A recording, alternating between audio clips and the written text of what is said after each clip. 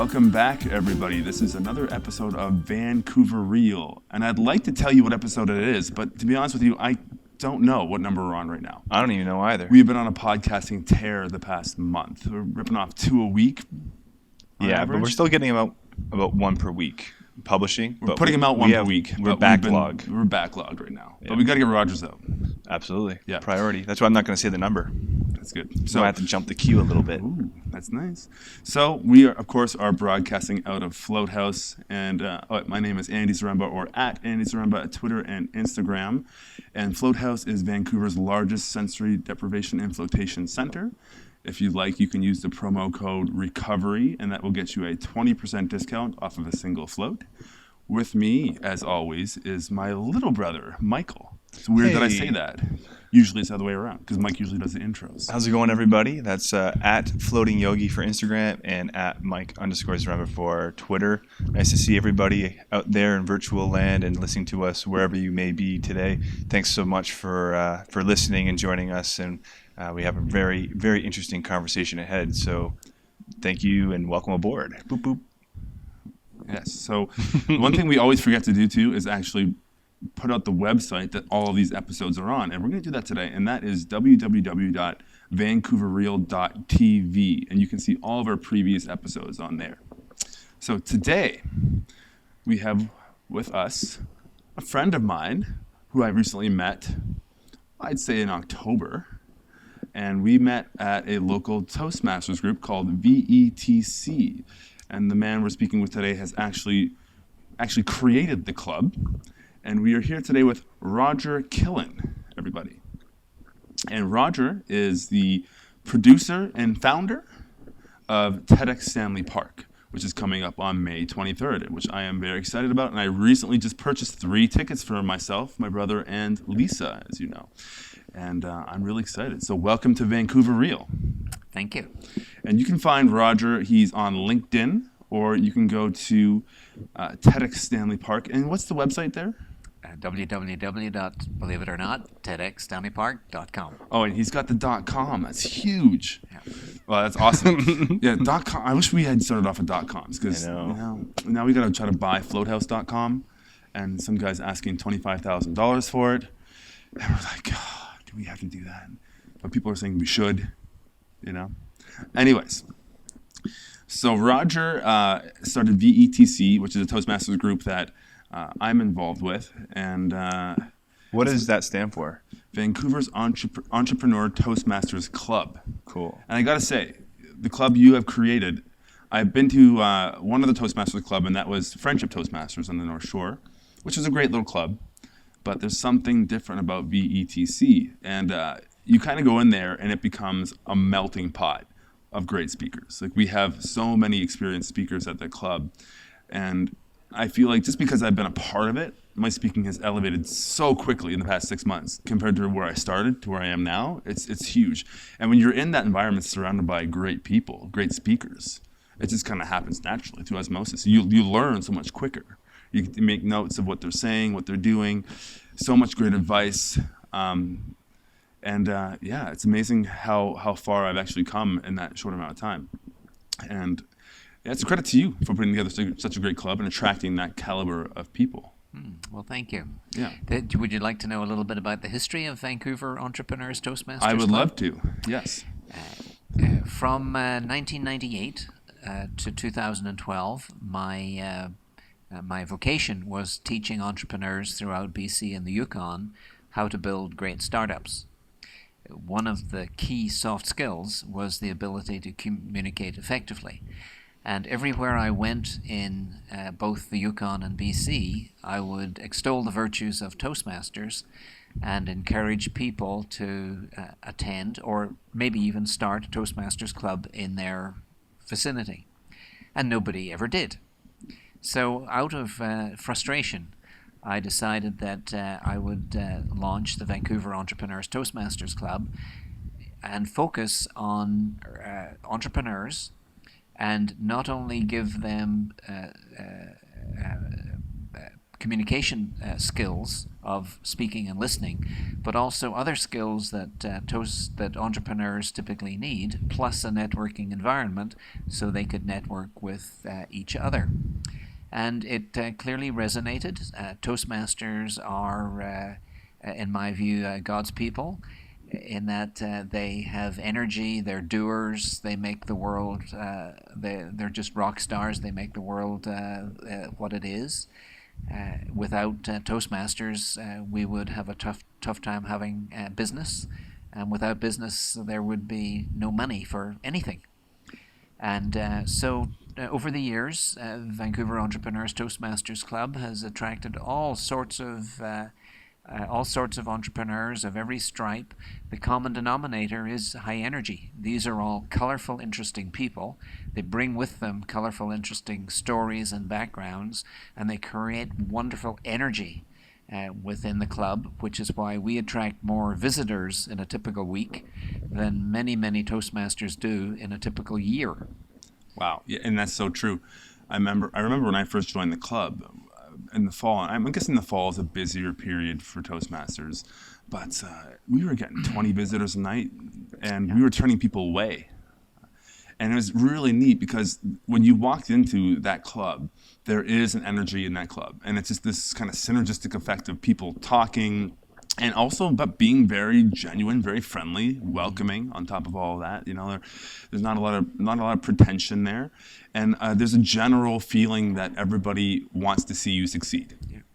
So it's a great environment to be part of, and it's just really cool to see like-minded people come together like that. And like you said too, when you talk about a Toastmasters club, you're not going to get a lot of slouches there.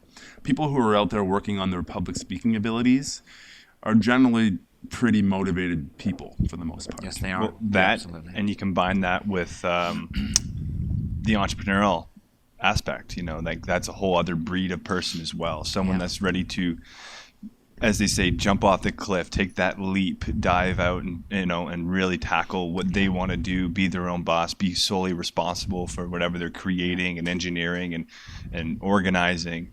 And then you get that group of people joining, a public speaking improvement club. That's I can see it's potent. I can see how that probably just happened. I mean, you probably didn't really have to go recruiting specific people, other than like if you're an entrepreneur, you're just like, hey, come on, we're doing this Toastmasters club. Want to improve public speaking? Yeah. You attracted it, and I forgot to mention as well. You are the, I guess, facilitator, creator of Vancouver Business Network.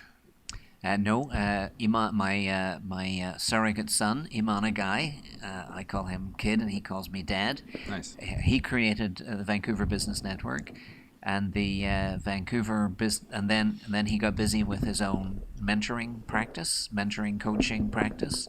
So he asked me if I would take it over.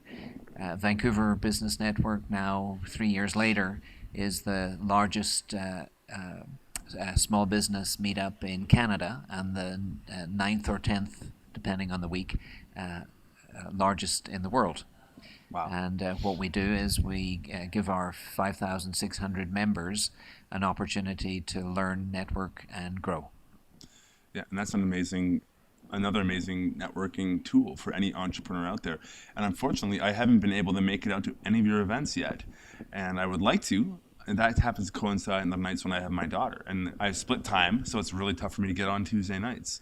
But it's something I've been meaning to come out to for a while, because every week you sound like you have another really inspirational, great business leader in the community that anybody can come and learn from. Yes, the caliber speaker is well up there. Yeah, it's amazing. So, Rogers, and it's interesting too, because we start seeing the same faces over and over again. We started doing Ricky Shetty's social media mastery, and we started seeing people kind of around. It's interesting because Vancouver's kind of a small city, and it's really neat to have that kind of network and really build that network. Well, I think that, and you can start seeing the networks colliding too. Like you Yes. start out with like whatever network your platform you're working with, and then as you continue to get established and grow and branch out, because that's part of the marketing task of being an entrepreneur. So you need to kind of keep meeting people and engaging with them, and then you start seeing them at other events, and just the more you kind of branch out, the bigger your network grows. But then you start seeing kind of these weird collisions of networks happening, And you must be an entrepreneur as well, right? Well, I've done my 12 startups. Wow. I now think of myself as semi-retired, indulging myself in doing things that I enjoy doing. Cool. And I'm good at doing, but always have an element of giving to, in the case of Vancouver Entrepreneurs Toastmasters Club, giving to entrepreneurs in the case of VBN, giving to small business owners in the case of TEDx Stanley Park, giving to people with open minds who want to make a difference and are looking for ideas as to how. So there's always that element of using my 64 years of experience on planet Earth and giving back, giving to people things that they can use to improve their lives.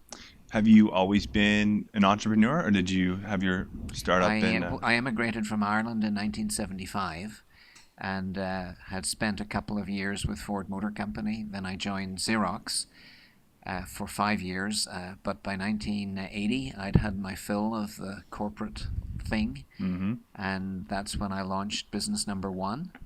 And then fast forward 35 years, and there was business number 12. Wow. And that was called the Sizzling Sales Show, a business that I loved, but which simply was not able to prove out its business case. So I pulled the plug on the beta test on that with regret. But I was just pouring good money, good energy after bad, and so it was time to make that tough decision and pull the plug. Yeah, it's tough ultimately, even when you love something dearly and you put all your blood, sweat, and tears into it and your money and everything, but there's still going to be that side of you, that business savvy side that kind of says like, it's just not adding up, and I'm sure this is our first true entrepreneurial venture, so it's very young. We're almost at 2. We'll be 2 next month. So still early goings for us, obviously. But I can imagine it's probably a big, experience to acquire, to have to pull your plug on one of your babies, basically. It's a hard one because each of your babies is of your conception and carries your DNA, and it's hard just to let it go. However, there is a twinkle in the back of my mind about the son of the Sizzling Sales Show. So stand by. Cool. Excellent. Very cool. And I guess you probably, now that you've taken on this very key role of being someone that's donating their time to help encourage these types of entrepreneurial groups, the Toastmasters, the business networking groups, to, you obviously found either a hole or extreme value in that during your entrepreneurial career, and you felt like this is something you wanted to bring to the city in this way. Is that something, like, how did you come into this role, and why do you do it, is what I'm trying to get at. I do it because it is my unique pillar of genius. I'm very good at organizing events. I used to say I produce amazing events. I've now promoted myself, and I now say I produce legendary events. Nice. It's a great word, by the way. Thank you. Legendary. That could be the word of the night today. Oh, there we go. The Toastmasters, you have a word of the night. I say it with tongue in cheek. Okay. It's a great word, though. I'm pretty good at self-deprecating humor as well. I think people are just craving for. They're craving to learn. They're craving to network. They're craving to grow. I believe that people are essentially good. They want to do good things. They want to make a positive difference, and often they don't know how. And so I like to just expose them to lots of different ideas and different settings as to how they might change their own life and ideally the lives of others. And that gives me huge joy, and that's how I get compensated, with steady doses of huge joy. Cool. That's really cool. And I can see how, people are looking for this information in these groups, and like you said, they crave it, and it's such a important part, that continuing education, the continual pursuit of learning, especially in an entrepreneurial job, or entrepreneurial career. You have to be very willing to check your ego and be like, okay, this person has something that might help me in my business. And if that's the case, like, you kind of you hold nothing back. You're like, yep, I'm all ears. Let's go. Be a sponge and absorb whatever that because that's a big part of learning how to look at where you can improve, adapt, change, whatever you got to do. And so facilitating that sort of learning process is I totally critical. believe that all behavior modification begins with awareness. Until one is aware, there's what can you do? You're stuck. But if I can create opportunities that cause people to be aware, then I will have started the change process. Right. And so that's why I started Vancouver Entrepreneurs Toastmasters Club. That's why I'm the organizer of Vancouver Business Network. That's why I'm the licensee and producer of TEDx Stanley Park. All help to make people aware, which triggers the change process. Cool. And you definitely become aware when you join Toastmasters, let me tell you. Oh, yeah. I think a lot of people, they don't really understand. I mean, you can tell people, oh, I do public speaking. I go to Toastmasters. Oh, that's nice. That's cool. But until you get up in front of the crowd and you actually feel that and what that's like to be in front of all those eyeballs being scrutinized, you don't really know, And I don't think people really understand how much goes into that as someone who's trying to be a public speaker, how much work goes into that. I did my first official public speaking gig with Man Talks, with Connor, actually. And I did the Man Talks, and the amount of work I put into just a 15 to 20 minute talk, I put a month of work into it nearly. Practicing it several times a day, every day, the week leading up, practicing it 10 times a day, just always thinking about it, kind of rehearsing and going through it. It's such an amazing journey, the journey into public speaking. And one thing I think, like you said too, with that awareness to bring transformation, public speaking can absolutely transform you. Mm-hmm. Because when you get comfortable in front of a group of people, it changes everything for you. Because now it's like you're never really intimidated by anybody again. If you can speak in front of a room full of 20, 50, 100 people, well, day-to-day communication becomes a lot easier. Mm-hmm. That little bit of anxiety you might feel just kind of, pales in comparison to being in front of a room of 100 people. And that's what I noticed. And, it's neat, my own personal journey, starting off at Toastmasters. Actually, I'll even go back further. When I first started at Toastmasters, which was 2011? Yeah, something like that. Yeah. I couldn't even do it. I couldn't get up in front of the room. I had my icebreaker speak scheduled, and they do the night reverse at that club. So they'll do the prepared speeches at the end of the night. And at the break, I just simply left. I left. I'm like, I can't do it. And it took me a couple years to come back. And for me, the first part that was really hard was just getting somewhat comfortable in front of the crowd and dealing with that adrenaline and the fear and the nerves and all that. And now, since I did my first speaking gig in front of a live audience, a big audience, which actually paid to be there, $30 a head to be there. When I go back to Toastmasters now, it's kind of dulled. You know what I mean? It's not. You don't have that same nervous energy. It's still there a little bit, but it's when you kind of stretch out your boundaries in terms of that experience, it kind of makes you more resistant to it. You become immune in a way. Would you agree with that? Yes. Yeah. And what speakers do is they look for bigger and bigger crowds. And I can see why that's addictive. Yes, it certainly is. I'll tell you what, it's a rush. Yeah. It's a rush, that 15 minutes when I was up there, it just went by like that. Yeah. I don't even remember it. It was a blur, really. Yeah. And when he's singing like 5 minutes left, I was like, what? Really? 5 minutes?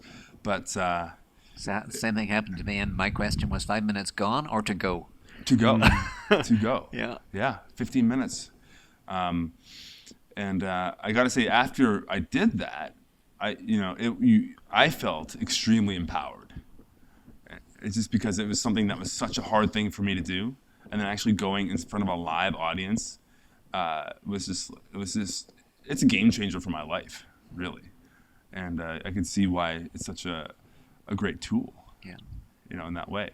And a great tool for entrepreneurs as well. It's priceless. Every entrepreneur has to communicate effectively, be it with investors or employees or suppliers or customers, in little groups of ones and twos, in bigger board meetings of sixes and sevens, and to investors of hundreds.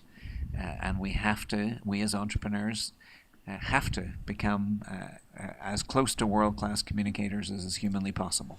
And that's the neat thing about entrepreneurial life, I would say, because you really do have when you step into an entrepreneur role, at least for myself, I'd say for you too, you grow so much as an individual. If you're working for a corporation, usually you have a specialized role, you have a whole team backing you. It's a lot easier.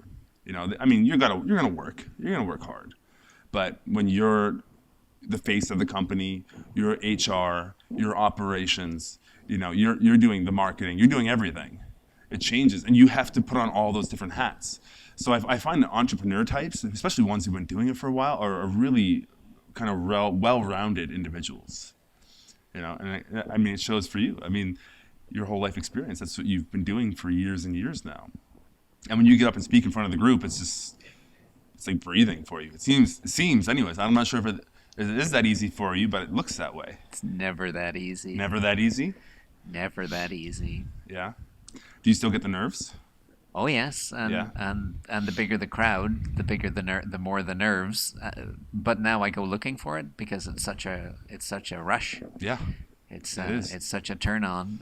Having said that, I'm a person who prepares and practices a lot, and so I'm motivated in part by fear of looking silly, particularly on a public stage. And so I just do whatever it takes to make sure that doesn't happen. Yeah. That I don't look silly. During my man talks, I was telling a real emotional story. I was telling the story of the birth of my daughter, and I don't know if you know much about it, but it was a pretty traumatic event when she was born. And when I was explaining the actual event, and I had said this speech 2 other times at Bill Talks and then at YVR Dad's meetup group, and I didn't get emotional. But for whatever reason, I was on stage and I was really in it and living it and visualizing it. And I teared up. I got really emotional on stage. I stopped, and it was talk about being vulnerable. That's the theme of it's Anita's theme of last night. Vulnerability, right? I had a real emotional response on stage, and I had to stop. I sat down for a second, maybe 30 seconds, 20 seconds, I don't know, and then kind of picked myself up and then kept going. And at first I thought, oh man, it's going to take away from it. It's going to look unprofessional. But then that wasn't the case at all. It actually added to it. It made it way more powerful, right? Because it was a real thing. It was a real emotion that happened there. So maybe if you feel like you're going to look silly, but if you screw up, I don't know, because it shows that you're human. And especially if you like you said in Toastmasters, I think one of the things you said was that the audience actually wants to see you succeed. For the most part, they're kind of on your side, because I think people being in front of an audience like that is kind of awe-inspiring for a lot of people. So they're like, oh no, that would suck to screw up on stage, or whatever. So I think if they could see that vulnerability and watch you pick yourself back up again too, that could be really inspiring for them.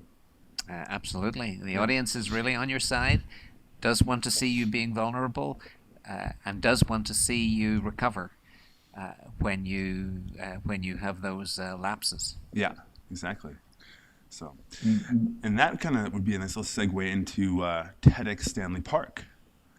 And I'm really excited to go to this because I'm now on this kind of public speaking journey myself, just to be from an outsider looking in and watching these speakers.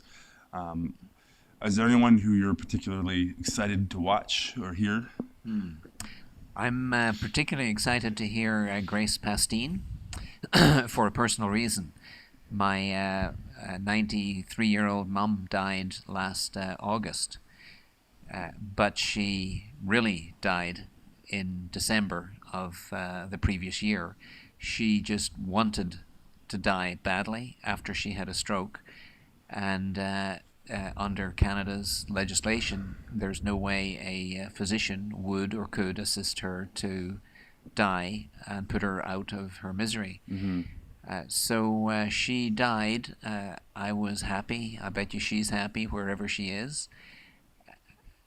And it brought me face to face with this idiotic legal system we have that prevents doctors or pharmacists from helping people who are in horrible pain or enduring a life of horrible indignity from choosing to end their life and having the means to do so.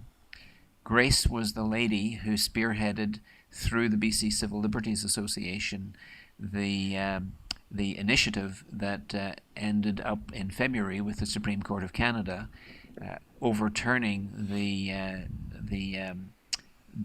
current law that says that physicians cannot assist a terminally ill, terribly in pain person with some kind of a dignified death, and for that reason, I'm very interested in hearing what Grace has to say, because she is talking about why she got involved, the process that she went through, and the current attacks that the revised legislation is on from a lot of faith-based groups that under any circumstances do not believe in assisted suicide.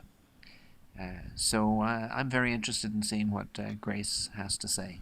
That'll be a powerful one. It's for a sure. really interesting topic too, because I was probably about a year ago. There was a lady, I believe, on the island, and she had. I don't know what she had exactly. Something terminal, and she knew it was coming to the end. It was that lady Okay. that inspired Grace and the BC Civil. She ran a mobile home park and rode a Harley Davidson.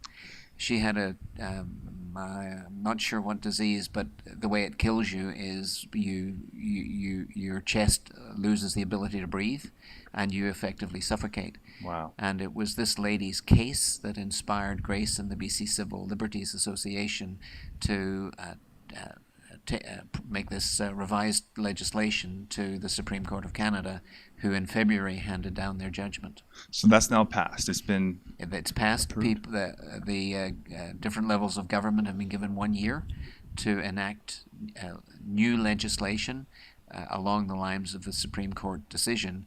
But now a bunch of faith-based groups have attacked the whole principle of physician-assisted suicide, death with dignity, and so if we believe in death with dignity, we now have to do something. We have to rise up and say what the Supreme Court said is good, and self-interested groups can make their own rules, but this is the rule for us Canadians who insist on having death with dignity. Yeah, I think that should be every human being's right, I believe. Well, now we have to defend that right. We've got the right, and it's under attack, and we have to defend it. I have a hard time believing that they will win that one. I have a hard time believing that religious groups will win that one this day and age. I think, for example, there was a lady that worked for us who was a Mormon, and she had something happen. I'm not sure what it was, but she needed a blood transfusion. And in the Mormon religion, you're not allowed to receive blood transfusions. So she chose to not get one, and she died because of it. But I don't know. I think the religious reasons for doing that are completely illegitimate, for lack of a way of saying it. I mean, if they want to believe it should be about that. individual choice. She chose to die because of what she believed, and that's fine. But don't take away my right or somebody else's right to end my life, especially if I'm suffering, and especially if there's no chance of recovering. Yeah. Why keep that going? Yeah. So I mean, I just have a hard time believing that they're going to win that one. I don't know. What do you think? And there are parallels with this and the abortion issue, which is still controversial to this day, 50 years after legislation was passed legalizing abortion.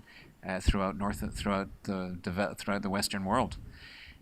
So that's still an ongoing issue, and so I can imagine death with dignity will go the same way. They can battle it, but then again, you can go back to gay rights. Gay rights is another one. Another one, but I mean, I think you have to look at the fact that that's your religious belief, and that's okay that you believe that, but I don't think it's right that you push your beliefs on everybody else. Exactly. Why? The gay rights one is absolutely ridiculous in my mind. Why do you care? Why do you care what those two people do? Really, you think you're saving them because it's against your religion or whatever you're actually doing. Well, I don't know. I think people who are in those religious groups really need to kind of look at themselves in the mirror. Not that I'm saying that they shouldn't believe in a religion or their own God or whatever they want to do. That's fine, but. Who's to say who's right? I mean, there's so many religious beliefs out there. Yep. Is Islam right? Is Christianity right? Who knows? Who knows? Mm-hmm. And for you to say that we're the superior religion and you need to listen to what we say, to me doesn't. It seems a lot of very archaic. It's very just prehistoric in terms of like the way you're thinking and your operations are, and it really is like a brainwashing. Well, I encourage you, next time you go to your own physician, ask your physician about his views on dying with dignity, because it's the physician that now has to write the barbiturate's prescription in order for the person to end their life. And you're going to hear all sorts of references to a Hippocratic oath that was written around the time of the American Civil War, when the lifespan of people was 50 at most. And now the world is completely different, and yet a high percentage of physicians object to death with dignity, cite their Hippocratic oath straight from 1860 as the reason why they took a Hippocratic oath, and it says this and this and this, and so they cannot support this without violating their Hippocratic oath.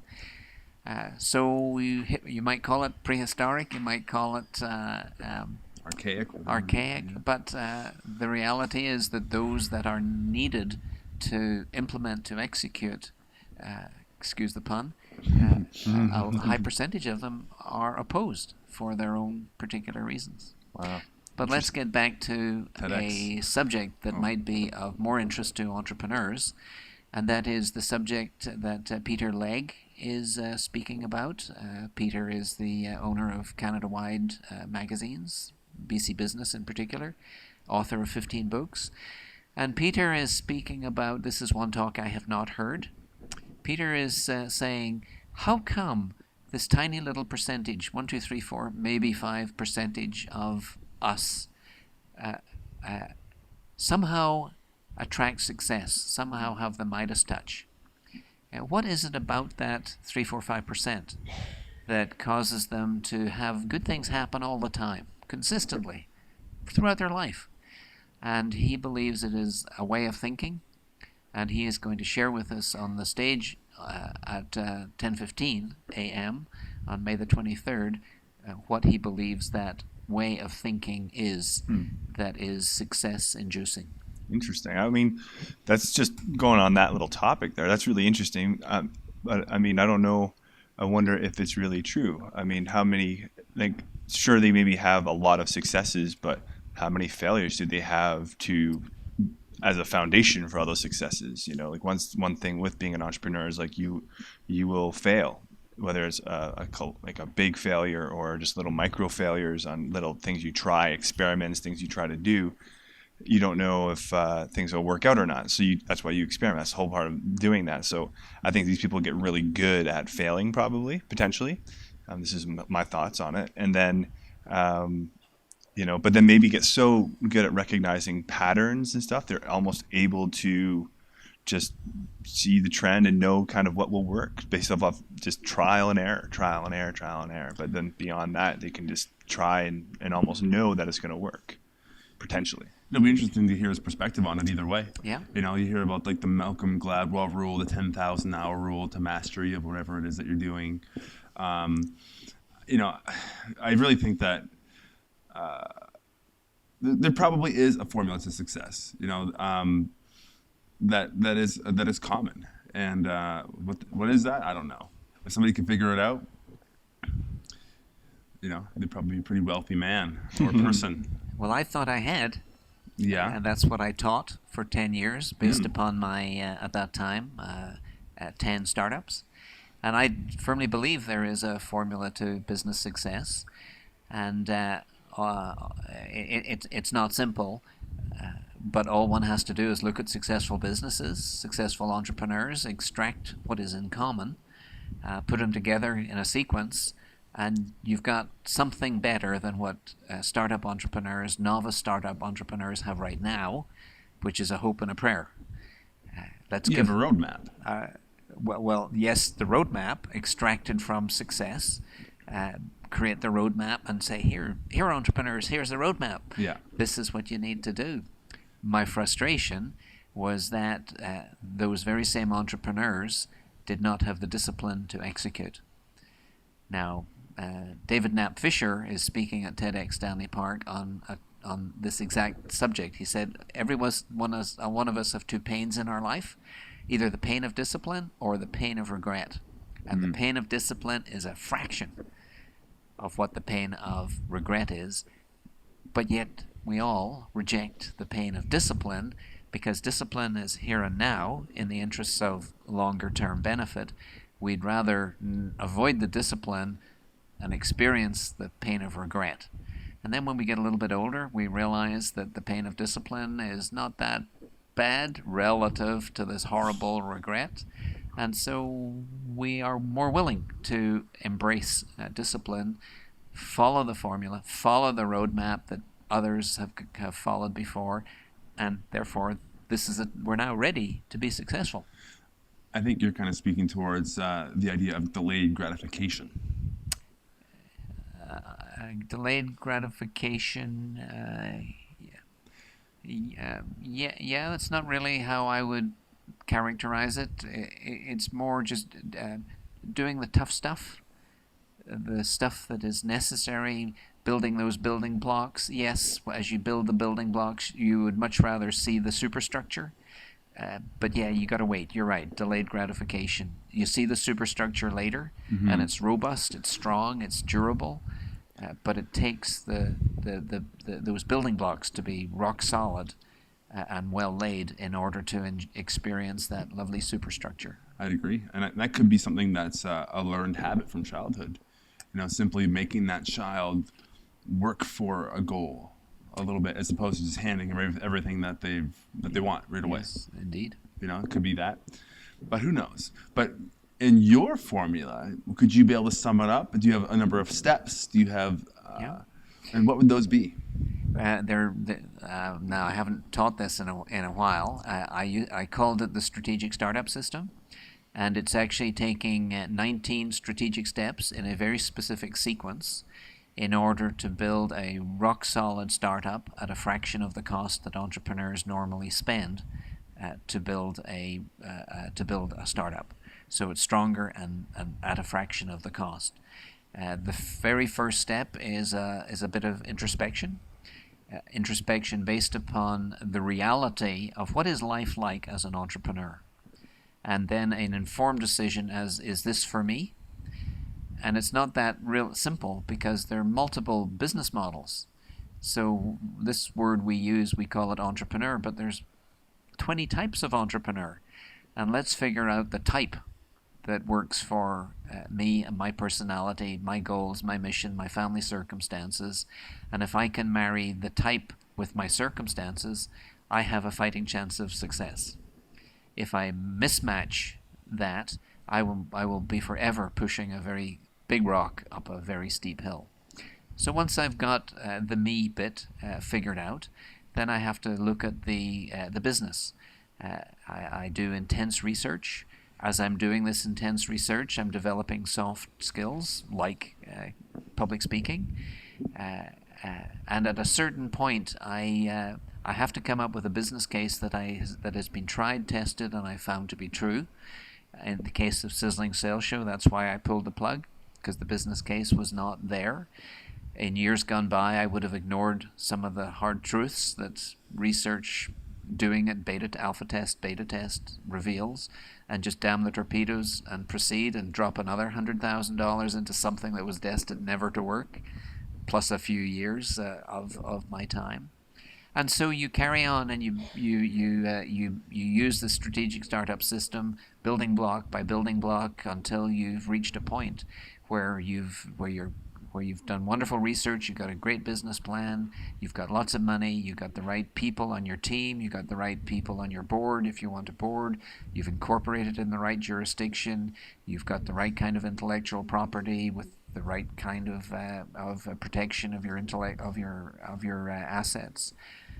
You've got all these wonderful things in place that just say to the world that here's a business that walks, talks, acts, thinks, looks, and feels like a success in the making, because it probably is. And it takes a lot of work, patience, not very much patience. We're talking a couple of years versus a couple of months. But a business built on a couple of months of time invested is one of those statistics that are about to be a business failure. Mm-hmm. And if entrepreneurs understood what life is like with a failure under their belt, they wouldn't be so anxious to build a superstructure ahead of the basement. Life is not fun when you've had a failure.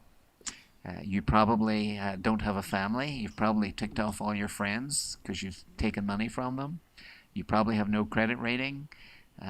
You might have survived bankruptcy. You might have experienced bankruptcy. You'll feel terrible. You'll feel like a total loser, a failure. It takes a few years for you to recover. You wander around like a dog with its tail tucked between its legs during that time. And if entrepreneurs understood what life is like with failure in it, I think they would do an awful lot more work up front to increase the probability of success of their startup. I would agree with you 100%. It's funny, when we started this business, it went really, really well from the get-go, really well. And we did start off very slow. We started really slow. We started a one tank out of his condo. And we made a little website and broke a couple of rules to actually make it happen. But we tested it. We found out there was actually an interest in this. And then we've scaled accordingly. And we've done, this has been probably good 5 years in the making to get to this point. Yeah. And it took us a couple, I'd say from the idea, maybe in 2010, to 2013 to actually get it open, just the 5-tank center to that level. And I can't even tell you the amount of hours that we've put in planning. We can't count. Yeah. And a lot of it actually took form in the place of conversations. We go down to Lonsdale Key every day. We sit down, have our lunch. Our lunch would usually last 2-3 hours. And we'd literally plan out verbally every single detail. And we did this for almost every day. Yeah. For like a year. It was like an obsession. Yeah. It was intense. It's amazing though, the whole process. But it was fun. Yeah. I enjoyed it. I enjoyed the planning process. And the result of that, and then having a little bit of business experience on top of it already, and learning from other companies we have been involved with, we had a really successful launch and a really successful start. And we've scaled even further since then. And the interesting thing is now, our initial success was so great, it caught a lot of people's attention. And there are now 6 centers in the GVA operating now. So there's... Well, if you count ours, I'd say 9. 9, but not including ours. Not including ours, 6. Yeah. 6. So, and I think what happened was we launched, and it could be a mistake, it might not be a mistake, but we showed our schedule online. It was ease of booking. It made it easier. You could see our schedule, but it also was a little bit of social proof in there. It showed that there are actually people doing this thing, but it also showed how busy we were, and it showed that we were busy weeks in advance. And people, you'd scroll through, and you wouldn't see an opening. So I think people literally thought that, wow, this is just this magic thing that people want to do, and people love it here, and it's that easy. But they didn't understand that it took 6 months of marketing before we opened the doors to get there. And I don't know other businesses' financial situations, but we can look at their schedules and we can see that they're empty. And there's a reason why we're still relatively full with the amount of competition that has developed since then, and they're relatively empty. So I can see why people can jump on. You know, get excited on really a bandwagon, quick. but you see it all the time. You know, see it with cold pressed juice truck around the corner, for example. First ones in the city doing it. Now there's probably 20 cold pressed juice companies in the city. Tacos. There's tacos standing on every corner. It seems So like. hot right now. Tacos, you know? But you just see that. Yeah. Well, the other one I would talk about too is dispensaries. Holy cow. That's interesting. Dispensaries. Now, that's an interesting one because it's such a gray area, right? They're actually not legal. But the VPD has publicly stated that they're not going to enforce it. It's a gray area. They don't have business licenses, most of them. They just sign a lease, open up shop. You know, and there's now over 60 of them in the city. 80 actually now. There's 80 now? Yeah, and the city of Vancouver is now, just last week they put this thing out, they're proposing to regulate them. And the federal government stepped in and be like, this is illegal, they should all be closed. I think people are saying that's kind of just their formal, they have to say that because it is illegal, so it's like they have to do their due diligence and respond. But the city's now actually like, no, we're going to probably regulate this because, I don't know, Well, that's they're just what's here. happening. Yeah, they're How here. do you shut down 80? I guess you could if you really wanted to, but really for what? You know, really. But anyways, a whole other topic. that's a whole another. I just want a little tangent there. It's okay. But yeah, Tangents are always interesting. yeah. But How many speakers are going to be at TEDx Stanley Park? There's going to be 13. 13, and it's all in one day? It's 10 in the morning until 6 in the evening. In addition to 13 speakers, there are 2 performers and 4 little funny TED Talk videos. Cool. Because the program is pretty intense, and so we're going to use the videos as a way of lightening things up. Okay, gotcha. And how long has TEDx Stanley Park been around for? How many years have you been doing this? The short answer is 2012 was when I first went to a TEDx event and then just fell in love with the whole movement. I then applied for a license to put on TEDx Stanley Park and was granted one, and TEDx Stanley Park in 2013 was held at UBC at Robson Square. Then, like most of the TEDx's, we skipped 2014 because the TED conference was in Vancouver, and there was some controversy about renewing of our licenses. So we now are all back with events going on 2015, but not 2 months either side of the TED conference, which was on in the middle of March. Right, okay. so is TEDx, is it a franchise? We're all licensees. The TEDx, the X means independently run, locally organized event under license from TED. But there's only one TED conference, and that is the conference that was held in Vancouver around about St. Patrick's Day, March 2015. The really expensive one. $8,500 US, and you have to write a little essay, and you may or may not get accepted. But of course you can get in the back door. However, it's way more expensive because you've got to be a sponsor. And I believe the number is multiple times $8,500 US. Wow. Wow. So just to go and watch, you have to pay $8,500 and write an essay. And be accepted. Yes, and be accepted. And people with impeccable credentials are not accepted. I don't know what the criteria is. I guess TED has their own criteria. And a total of maybe 1,400 people go and attend that event.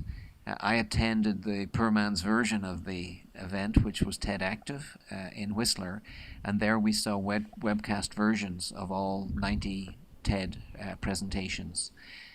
So as somebody was spending some serious money watching Bill Gates and Monica Lewinsky here in Vancouver, I was in Whistler seeing the digital version, real-time, high definition, and my ticket price for that was much, much less than the ticket price for the TED conference in Vancouver.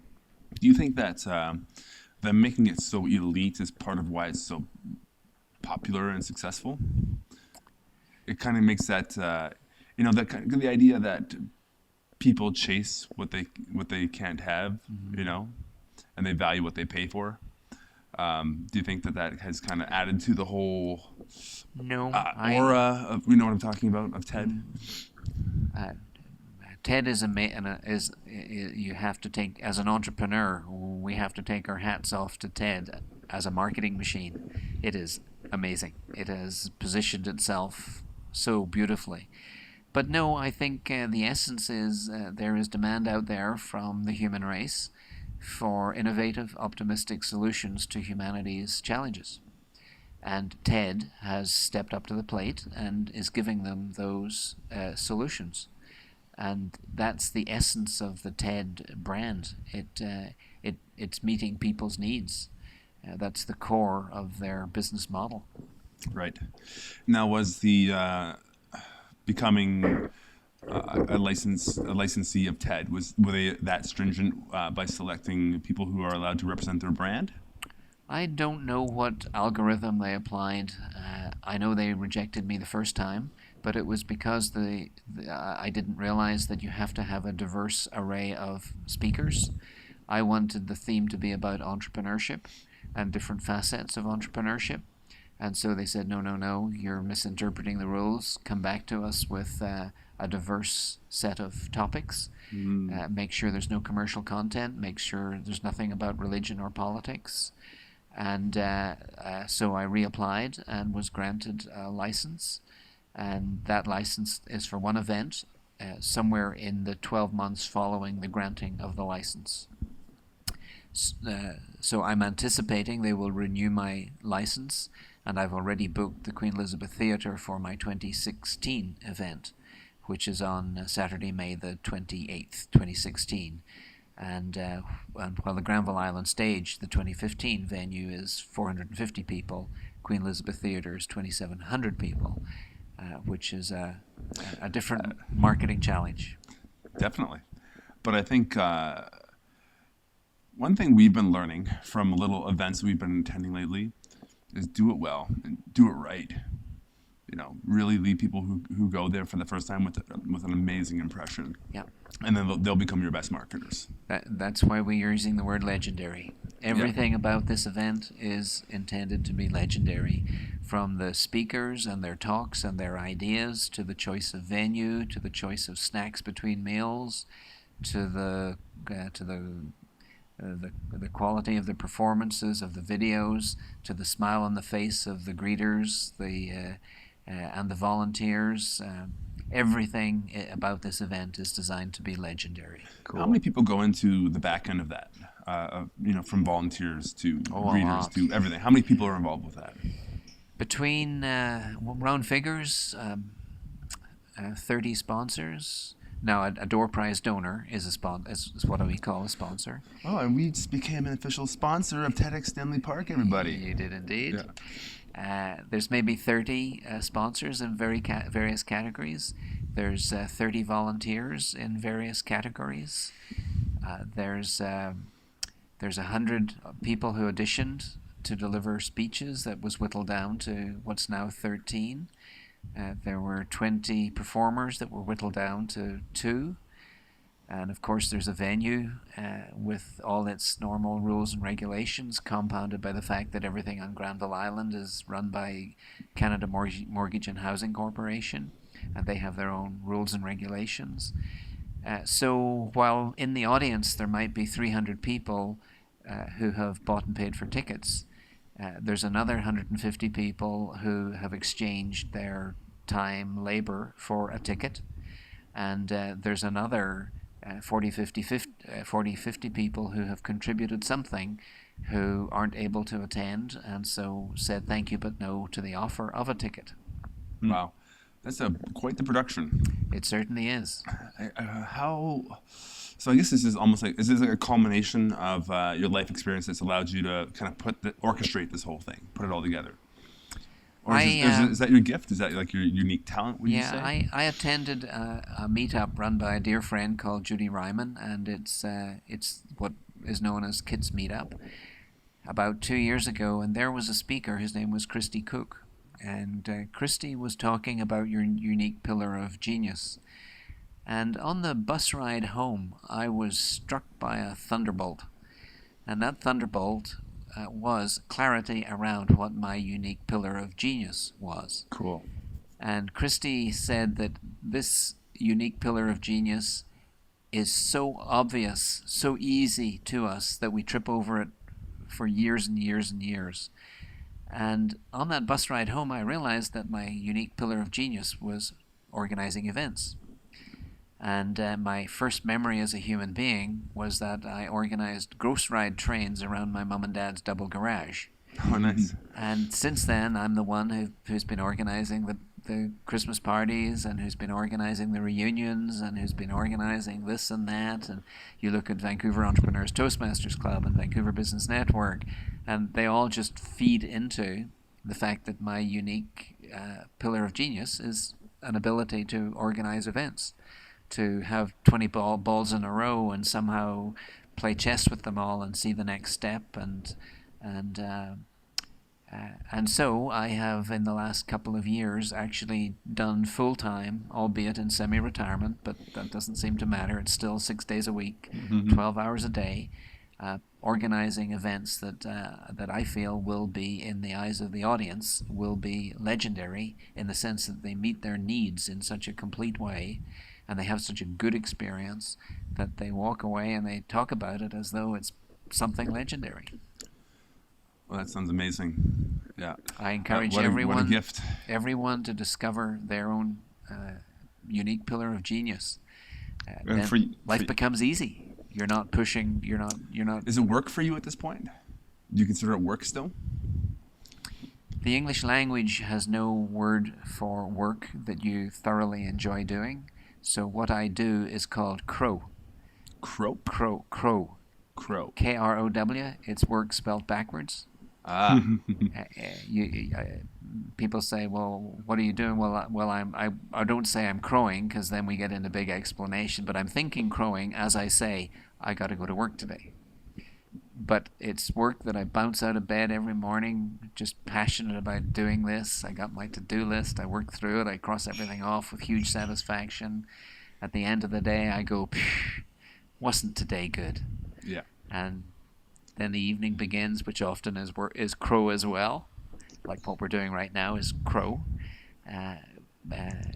But I don't think of it as, in fact, I'm a little selfish. My life is all about self-indulgence. I just do the kind of work that I really love doing under this name called Crow.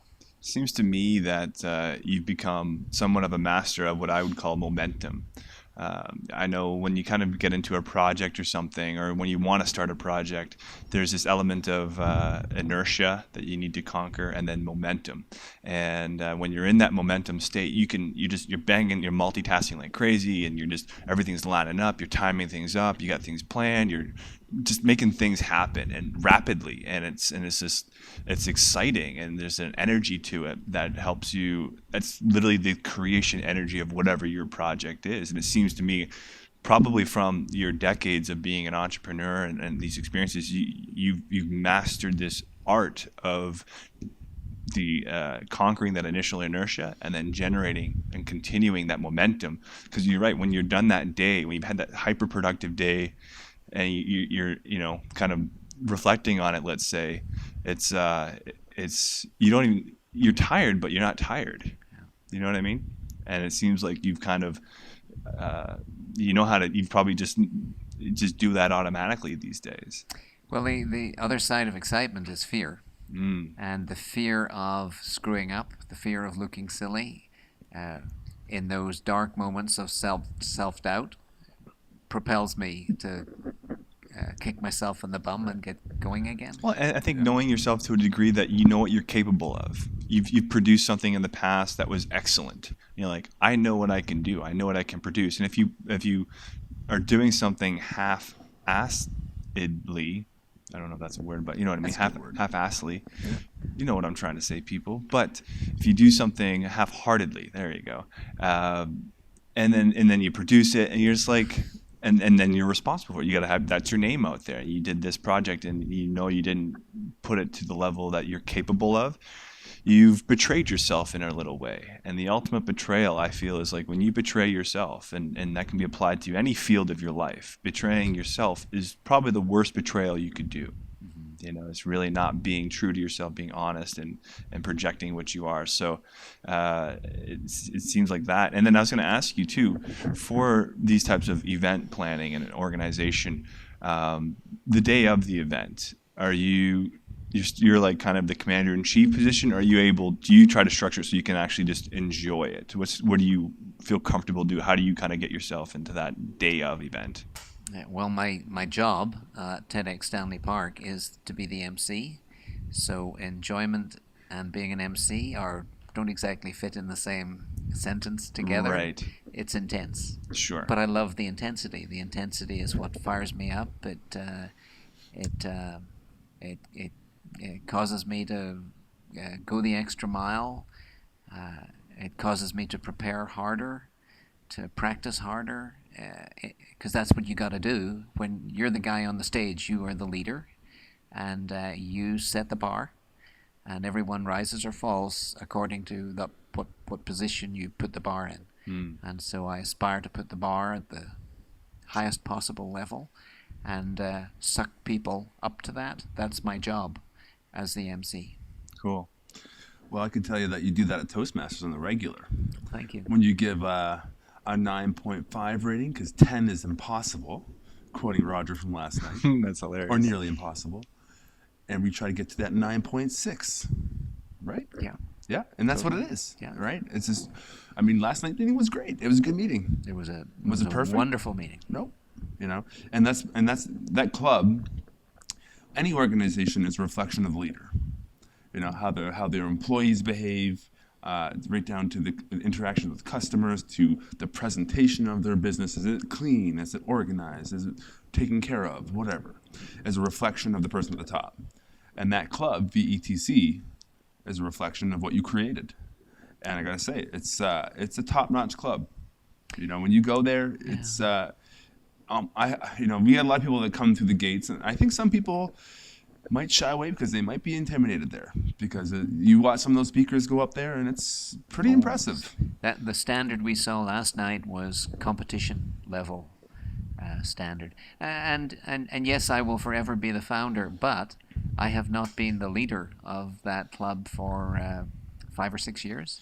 So you're absolutely right. The quality of the leadership reflects. There's a couple of months lag time, delay, but the quality of the leadership reflects the quality of the leader and the team that the leader has put together. And VETC is just the most wonderful case study of the correlation between leadership excellence and club performance. And if you go back and track the different presidents that the club has had, it's uncanny. The metrics of success, how the club has performed relative to how the leader has been committed, has ability, has performed, and so on.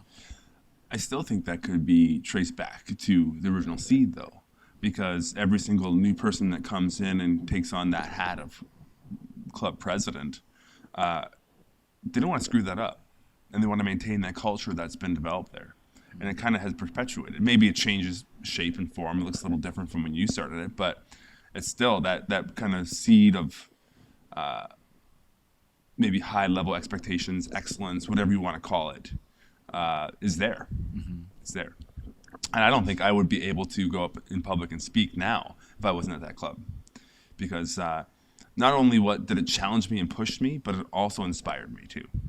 And I was just like, I want to be able to speak like Gobinder. I want to speak like Jules, whoever. There's so many good ones at that club.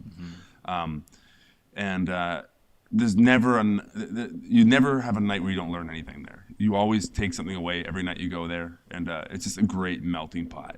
and you should come back. I know it's reminding me. I'm just thinking I need to come back because he's a great speaker as well. Like he's done it for a while, and the good thing is, the neat thing is you kind of picked up where you left off, and you have that skill almost now, so you can go and use it. But it's like anything, you got to keep that knife sharp. That's why after Man Talks, I had a really nice feeling of satisfaction. I went from not being able to speak at all to speaking in front of a group of 120 people. And I took two weeks off. I'm like, yeah, I did it. But it reminded me of when I was a kid and I first started playing baseball. And my goal when I was 10 years old was to hit a home run. And I'd go out in the street that year and I'd practice just swinging, hitting the ball over and over and over and over and over. And that season, I hit my first home run. But then after that, I got satisfied. And then I just I hit my goal, And I was like, well, I don't have to take that route this time. And I'm like, well, last night came back to the club, did a little table topics, and now I feel that urge to keep moving forward and keep improving. And so I mean, it's awesome being part of the club, and it's such an invaluable skill, I think, as an entrepreneur. Maybe one of the most important. There's a lot of important skills, but that one's a biggie for sure. So. Well, I'm not a dad, but if I was, there are 3 skills I would insist my children develop. The first and foremost is public speaking.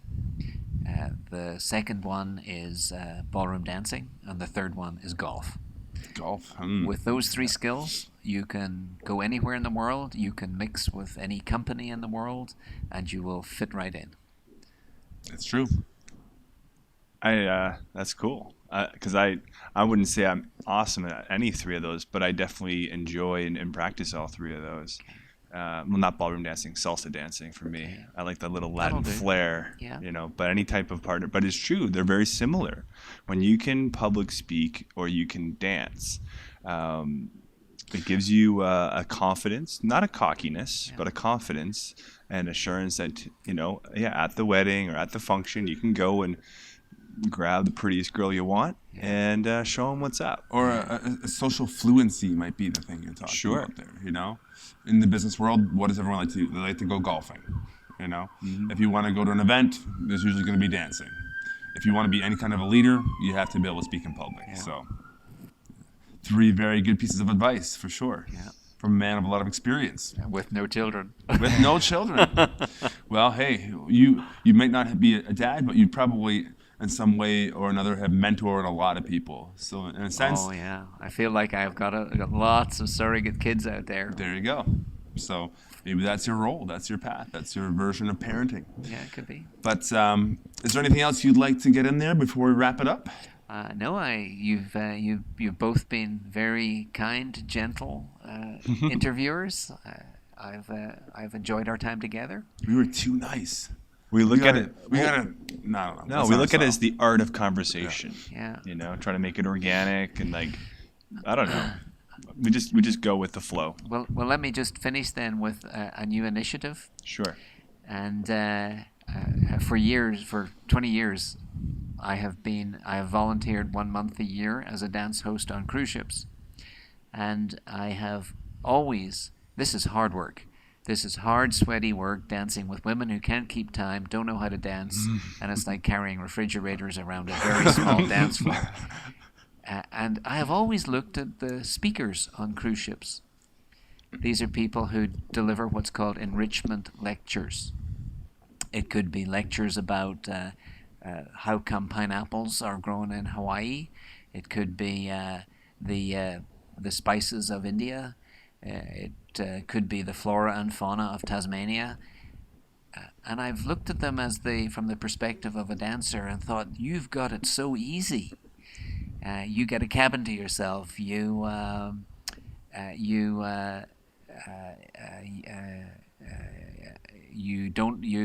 only work on sea days, and even then 35 minutes a day. I work 4 hours a day every day. You don't have to work when you're all sweaty and your neck is chapped from a shirt and tie. So my new initiative is converting from a dance host to a enrichment speaker, and because I don't really want to do much preparation, I don't really want to research why pineapples are grown in China, are grown in Hawaii. I've put proposals out to cruise lines that I actually interview their senior officers. Interesting. And I think the passengers would really be interested in the life and times of those half dozen people in whom they have trusted their safety and their comfort. And so I too aspire to become as competent interviewers as you both are already. Oh, no doubt you Thank can you. do that. I mean, you don't want to move refrigerators anymore? No, Okay. I want to move hearts and minds, but not perfect. refrigerators. They both can be heavy, right? Yes, indeed. Cool. So again, everybody, that is Roger Killen, the producer of How do you spell Killen? Killen, and he's the producer of TEDx Stanley Park. He's the founder of VETC, Toastmasters Group, and you also run the Vancouver's Business Networking Group. So thank you very much for being on Vancouver Real. And what was your Twitter handle again? It was At the Roger Killen. at the Roger Killen. So give him a follow on Twitter. And I'm extremely excited for TEDx Stanley Park. So, and it's probably nearly sold out. So if you haven't got your ticket by this point, and by the time you're listening to this, it's definitely going to be sold out. But so check out for 2016. It's going to 2016. be a big one, the biggest and baddest yet. Yeah. Not to overjump what we got next month, but Right. so there you go. all Cool. right. Well, Thanks thank you very so much much for coming on. And everybody, look forward to seeing you or listening or hearing or speaking to you next time on Vancouver Real. Thank you. To whatever is. To whatever it is.